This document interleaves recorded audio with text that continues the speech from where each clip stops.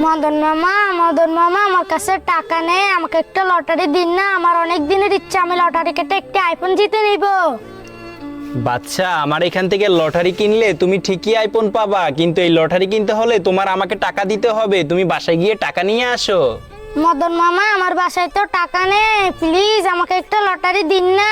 বাচ্চা, তোমাকে ফ্রিতে লটারি দিলে আমার অনেক বেশি লস হয়ে যাবে। তবে তুমি একটা কাজ করতে পারো, তুমি মদন মামার ইউটিউব চ্যানেলটি তোমার হাতের এই মোবাইলটা দিয়ে সাবস্ক্রাইব করে ফেলো, তাহলে আমি তোমাকে একটা ফ্রিতে লটারি দিব।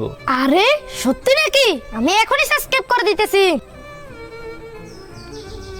সাবস্ক্রাইব করে দিয়েছি।